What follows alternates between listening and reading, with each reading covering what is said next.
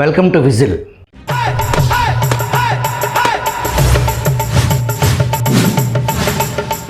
ఇందిరయే India, ఇండియానే ఇందిర అని నాటి కాంగ్రెస్ అధ్యక్షుడు డికే బారువా 1974లో ప్రకటించాడు.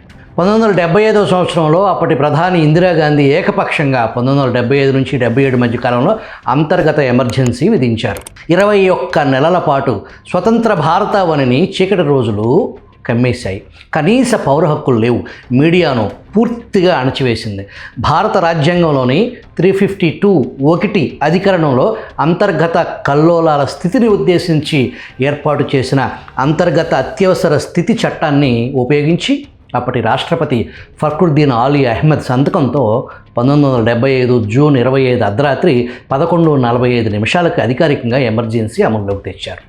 ఈ దారుణ అమానవీయ నిర్బంధం 1977 మార్చి 21 వరకు కొనసాగింది. ఎమర్జెన్సీలో ఇందిరాగాంధీ రాజకీయ ప్రత్యర్థులను జైలు పాలు చేసి పత్రికలను సెన్సార్ చేశారు. ఇందిర కుమారుడు సంజయ్ గాంధీ ముందుండి నడిపిన మాస్ స్టెరిలైజేషన్, సామూహిక కుటుంబ నియంత్రణ ఆపరేషన్లు వంటి అనేక దురాఘాతాలకు పాల్పడ్డారు. ఆ సమయంలో యూత్ కాంగ్రెస్ కార్యకర్తలు, పోలీసులు బలవంతంగా ప్రజలను స్టెరిలైజేషన్ క్లినిక్ల్లోకి తరిమి కుటుంబ నియంత్రణ ఆపరేషన్లు చేయించారు. ఆటో రిక్షా డ్రైవర్లు తమ లైసెన్స్ను రెన్యువల్ చేయాలంటే స్టెరిలైజేషన్ సర్టిఫికెట్ చూపించాలి. స్వతంత్ర భారతదేశ చరిత్రలో అత్యంత చీకటి రోజులవి. రాజకీయ ప్రత్యర్థులను అరెస్టు చేసినందుకు, సంజయ్ గాంధీకి సాయం చేసినందుకు ఇందిర ప్రణబ్ ముఖర్జీని రహస్యంగా సత్కరించారు. జనవరి 23, 1977 శ్రీమతి ఇందిరాగాంధీ ఎన్నికలకు పిలుపునిచ్చారు. ఆ ఎన్నికల్లో జనతా పార్టీ చేతిలో కాంగ్రెస్ ఓడిపోయింది. మొరార్జీ దేశాయ్ ప్రధానిగా జనతా ప్రభుత్వం కొలువు తీరింది. నాటి ఎమర్జెన్సీ దురాగతాలపై జనతా ప్రభుత్వం ఒక కమిషన్ను ఏర్పాటు చేసింది. దాని పేరే షా కమిషన్. ఎమర్జెన్సీ కాలంలో జరిగిన అన్ని మితిమీరిన అకృత్యాలపై నియమించిన విచారణ కమిషన్ అది.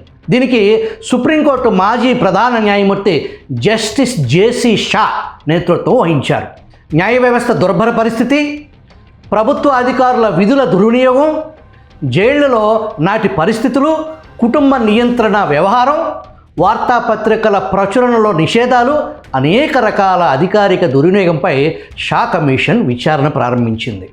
ఎమర్జెన్సీ సమయంలో జరిగిన చట్ట విరుద్ధ సంఘటనలు, బాధ్యులైన వ్యక్తులపై కమిషన్ తన నివేదికను మొత్తం 525 పేజీలతో 26 అధ్యాయాలు 3 వాల్యూమ్స్ నివేదిక తయారు చేసింది. కొన్ని ముఖ్యమైన సంఘటనలో కమిషన్ బహిరంగ విచారణ జరిపింది. కమిషన్ న్యాయస్థానం మాదిరి చట్టబద్ధంగా పనిచేసింది. శ్రీమతి ఇందిరాగాంధీని జస్టిస్ జేసీ షా ముందు నిలబెట్టారు. ఆమెను 3 రోజుల పాటు ఓపికగా ప్రశ్నించిన జస్టిస్ షా సహనం కోల్పోయారు. ఆమెను మందలించారు. ఇందిరాగాంధీని అవినీతి నిరోధక చట్టం కింద అరెస్టు చేశారు. ఆమె రాజకీయ శివంగి. అరెస్టు సమయంలో పోలీసు అధికారిని పిలిచి నాకు బేడీలు వేయండి అని ఆమె కోరారు. అంతేకాదు, ఆమె బెయిల్ కోసం కోర్టుకు సమర్పించే బాండ్స్ సైతం నిరాకరించారు. ఆమెకు సుస్పష్టంగా తెలుసు ఆమె అరెస్టు రాజకీయంగా ఆమెకు కలిసొచ్చే అంశం. భారతీయులు సెంటిమెంటల్ ఫూల్స్ అని ఇందిరకు సుస్పష్టంగా తెలుసు. అవినీతి పరులను జైలుకు పంపితే తిరిగి అంతులేని అధికారం కట్టబెట్టిన జాతి భారతీయ జాతి అని చరిత్ర చెప్పే సత్యం. జస్టిస్ షా నివేదిక ముఖ్యంగా ఇందిరాగాంధీ, ఆమె కుమారుడు సంజయ్ గాంధీ, ప్రణబ్ ముఖర్జీ, బన్సీలాల్, కమల్నాథ్, సంజయ్ గాంధీకి సాయం చేసిన సివిల్ సర్వీస్ అధికారులపై కమిషన్ తీవ్ర స్థాయిలో విరుచుకుపడింది. ఇండియన్ అడ్మినిస్ట్రేటివ్ సర్వీస్కు చెందిన చాలామంది ఐఏఎస్, ఐపీఎస్ అధికారులు చేసిన ఘోరాతి ఘోరాలకు కమిషన్ నివ్వెరపోయింది. ప్రజా పరిపాలనలో దేశ ఉత్తమ ప్రతిమ క్రీమ్ ఐఏఎస్, ఐపీఎస్ వ్యవస్థ కుప్పకూలిపోయిందని కమిషన్ పేర్కొంది. సివిల్ సర్వీస్ అధికారులు అనేక తప్పుడు కేసులు నమోదు చేయడానికి ఫోర్జరీలకు పాల్పడ్డారు, తప్పుడు సాక్ష్యాలను సృష్టించారు అని షా కమిషన్ తేల్చింది. సివిల్ సర్వెంట్లు తమ అవినీతి కెరీర్ కొనసాగించడానికి అధికారులు ఉన్న పార్టీకి వేర విధేయులుగా ఉండాలని భావించడం దారుణ పెను విషాదంగా అభివర్ణించింది. ఎమర్జెన్సీకి సంబంధించిన కేసులను త్వరితగతిన విచారించేందుకు 1979లో 2 ప్రత్యేక న్యాయస్థానాలను ఏర్పాటు చేస్తూ పార్లమెంటు చట్టాన్ని ఆమోదించింది. అయితే అది చాలా ఆలస్యమైంది. జూలై 16, 1979 జనతా ప్రభుత్వం పడిపోయింది. ఇందిరాగాంధీ 1980 ఎన్నికల్లో భారీ విజయంతో తిరిగి అధికారంలోకి వచ్చారు. వచ్చి రాగానే ప్రత్యేక న్యాయస్థానాల చట్టబద్ధంగా ఏర్పాటు చేయబడలేదని, అందువల్ల ఎలాంటి విచారణ జరపాల్సిన అవసరం లేదని సుప్రీంకోర్టు తీర్పిచ్చింది. షా కమిషన్ అభియోగాలు మోపిన పలువురు ఐఏఎస్, ఐపీఎస్ అధికారులు విజయవంతంగా తమ కెరీర్ను కొనసాగించారు. ఇందిరాగాంధీ సాధ్యమైన ప్రతి చోట షా కమిషన్ నివేదిక కాపీలను ఎక్కడా దొరకకుండా ధ్వంసం చేయడానికి తీవ్ర ప్రయత్నం చేశారు. డిఎంకే పార్టీకి చెందిన రాజ్యసభ సభ్యుడు రాజగోపాల్ సెజ్యాన్ షా కమిషన్ రిపోర్ట్ కాపీని లాస్ట్ అండ్ రీగెయిన్డ్ అనే పుస్తకం రూపంలో ప్రచురించాడు. షా కమిషన్ నివేదిక పూర్తి కాపీ ఆస్ట్రేలియా నేషనల్ లైబ్రరీలో ఇప్పటికీ భద్రంగా ఉంది. ఇది నాటి దేశ చరిత్ర. ఇప్పుడు వర్తమానంలోకి వద్దాం. నాడు ఇందిరా ఎమర్జెన్సీ అని చెప్పి అరాచకాలకు పాల్పడ్డారు. ఏపీలో గత 5 ఏళ్ల అమానవీయ వికృత విధ్వంస పాలన, అప్రకటిత ఎమర్జెన్సీని మించిన పాలన. అంతకుముందు దేశం ఎన్నడూ చూడని విధంగా అంతులేని వనరుల దోపిడీకి తెరతీశారు. అందుకు జగన్ మద్యం విధానం, మైనింగ్ విధానం, ఇసుక, మట్టి, పేదలకు సెంటు భూమి పేరుతో దోపిడీ, వీటితో పాటు పారిశ్రామికవేత్తలను బెదిరించడం, పోర్టులను, సెజ్లను లాగేసుకోవడం, తరతరాల కంపెనీల్లో వాటాల కోసం అనేక అక్రమ వసూళ్లకు పాల్పడి టన్నుల కొద్దీ నల్లధనం రాసులు పోగేసుకుని ఢిల్లీని గుప్పిట్లో పెట్టుకుని ఢిల్లీకి ఏం కావాలో చెప్పండి మేము చేస్తామనే స్థితికి వచ్చారు. అన్ని వ్యవస్థలను చెరపట్టారు. సివిల్ సర్వెంట్లు పాలెగాడికి పాదాక్రాంతం, రూల్ ఆఫ్ లా హద్దులు చెరిపేశారు.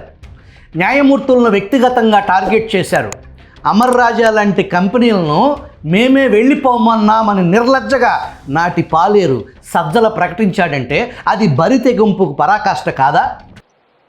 ఘోరమైన విష సమానమైన పర్యావరణ ప్రభావాన్ని, మనుషుల ఆరోగ్యాలను, చుట్టుపక్కల ఉండే వాళ్ళ ఆరోగ్యాన్ని పాడు చేస్తూ, విషతుల్యం చేస్తూ వాతావరణాన్ని, ప్రాణాలకు కూడా హాని కలిగించే రీతిలో విష పదార్థాలు అక్కడ ఉన్నాయి, ఆ నీళ్లలో ఉన్నాయనేది పొల్యూషన్ కంట్రోల్ బోర్డు కానీ ఎక్స్పర్ట్స్ గ్రూప్ వాళ్ళు తేల్చడంతో పాటు హైకోర్టు కూడా ధృవీకరించింది. ఈ నేపథ్యంలో వాళ్ళు పోవడం కాదు, ప్రభుత్వం పొమ్మంటోంది. బాబు దండం పెట్టి మీరు కంట్రోల్ చేయలేనివి ఏమన్నా ఉంటే ఇక్కడ వద్దు, ఇక్కడ అమర్రాజా అని కాదు, అది ఇంకెవరో సుబ్బారెడ్డిదో, ఎల్లారెడ్డిదో, రామకృష్ణారెడ్డిదైనా ఆయన ఇదే తీసుకునేవాడు. గల్లా రామచంద్ర నాయుడు గారో లేదంటే గల్లా జయదేవ్ గారు టీడీపీ అనో చేసింది కాదు. మీకుంది అలాంటి పాడుబుద్ధి. మనోడు అయితే చాలు ఏమైనా చేయొచ్చు, కొట్టుకో. మనోడు పవర్లో ఉంటే ఏమైనా చేయి, కొట్టుకో. మనోడు పవర్లో లేకపోతే అర్జెంటుగా ఎట్లా తీసుకురావాలో పట్టు ఈయన ముందు దించేసి. 3 ముక్కల 3 రాజధానుల ఆట పోలవరం అరపర్సెంట దగ్గర ఆగిపోయింది. మరొక పక్క పోలీసు దమనకాండ, నోరెత్తితే కేసు, కూర్చుంటే కేసు, నించుంటే కేసు, అక్రమ నిర్బంధాలు. యావత్ ప్రజానికం భయం గుప్పిట్లోకి వెళ్ళిపోయింది. సామాన్య ప్రజలు సైతం బాధితులుగా మిగిలిపోయారు. వెరసి ఒక్క మాటలో చెప్పాలంటే ప్రస్తుత AP press academy chairman, senior journalist Alapati Suresh Kumar రచించిన 600 పేజీల పుస్తకం పేరు విధ్వంసం సజీవ సాక్ష్యం. జగన్ అరాచకాన్ని ప్రజలు కూకటి వేళతో పెకిలించారు. కూటమి ప్రభుత్వం కొలువుదీరింది. చంద్రబాబు అభివృద్ధి ప్రణాళికలపై ఎవ్వరికీ ఎటువంటి అనుమానాలు లేవు. అభివృద్ధి ప్రణాళికలతో పాటు నాటి పాలనలో కట్టు తెగిన ఆంబోతుల మాదిరి రెచ్చిపోయిన అధికారులు, రాజకీయ నాయకులను శిక్షించే ప్రక్రియ ప్రస్తుతం నడకన నడుస్తుండగా జగన్ గ్యాంగ్ యాక్టివ్ అయిపోయారు. నిన్నటి వరకు కలుగులో దాక్కున్న అమెరికా కుక్కల డాక్టర్ ప్రభాకర్, సాక్షి వృద్ధ నారీ ప్రతిభత కొబినేని, జర్నలిజం పేరుతో సాక్షి టీవీలో మనోవైకల్యంతో నిత్యం వ్యభిచరించే కుష్టు రాజు అరాచకం హద్దులు దాటింది. నన్ను 52 రోజులు జైల్లో పెట్టారు, అందువల్ల పగతో జగన్ను జైల్లో పెట్టాలంటే ఎలా అని ముఖ్యమంత్రి అన్నారని వార్తలు వచ్చాయి.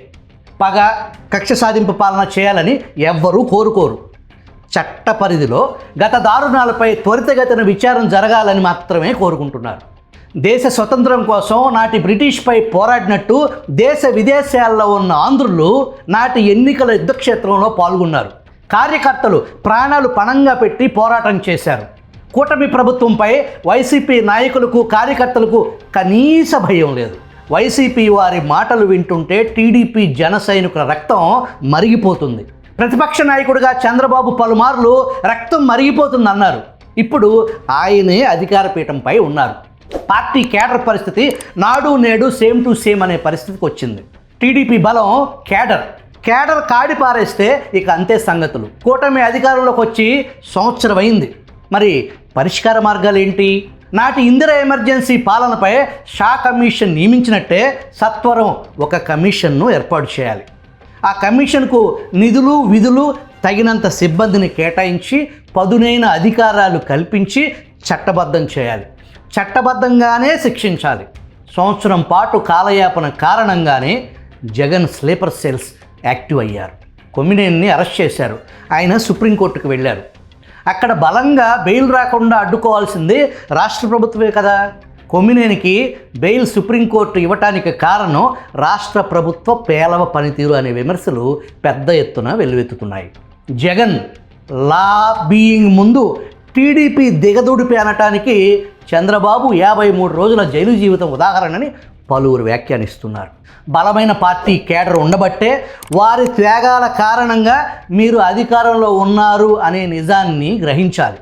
జగన్ ఏలుబడిలో నిజాయితీ పరులు అని పేరున్న అధికారులను వేటాడి వేధించారు. మాజీ IPS AB Venkateswara Rao, IAS Muddada Ravichandra, TK Ramanamani, Nimmagadda Ramesh, Uday Kumar, IPS Subbarayudu, Damodar, Ghattamaneni Srinivas, మరో ఐపీఎస్ అధికారి గీతాదేవి. ఈమె ఎటువంటి అధికారి అని వైసీపీ వీరభక్త అధికారులను అడిగినా కూడా ఆమెపై ఒక్క ఆరోపణ చేయలేరు. మరి ఆమెను ఎందుకు వేధించినట్టు?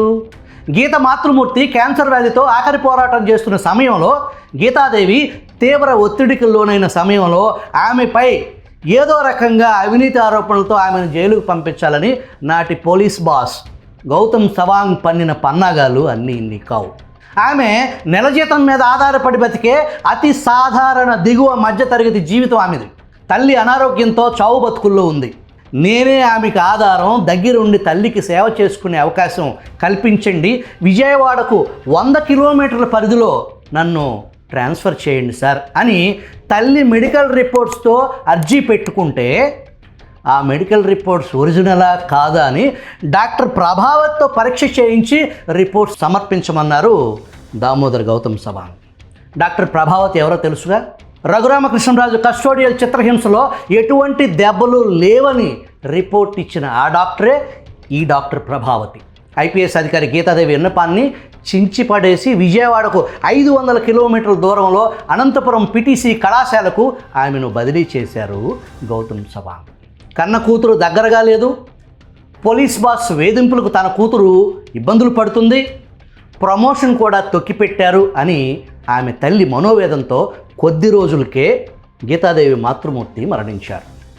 గ్రూప్ 1 పరీక్షల్లో అనేక అక్రమాలకు పాల్పడ్డ గౌతమ్ సవాంగ్ను ఆంధ్రప్రదేశ్కు ఈడ్చుకురావాలంటే ఎటువంటి అధికారులకు ఆ బాధ్యతలు అప్పచెప్పాలి?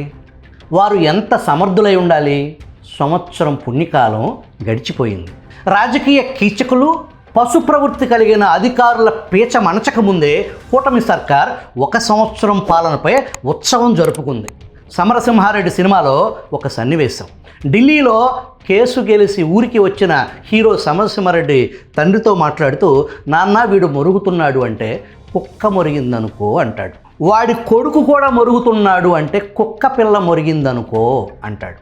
అలా అనుకోవటానికి ఇది సినిమా కాదు, రాజకీయం. రాజనీతిలో అపర చాణక్యుడు చంద్రబాబు. ఆయనకు మనం చెప్పాల్సిన పని లేదు. కానీ ఎక్కడో తప్పు జరుగుతుంది.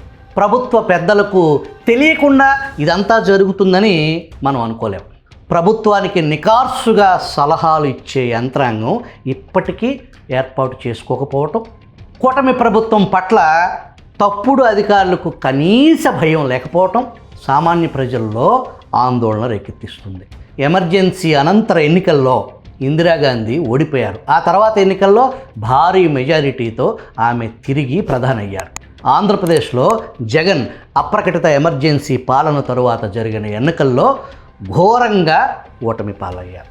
వచ్చే ఎన్నికల్లో మనదే విజయం అని జగన్ వారి పార్టీ శ్రేణులను నమ్మబలికిస్తున్నారు. పారిశ్రామికవేత్తల్లో జగన్ భయం ఇంకా గూడు కట్టుకునే ఉంది.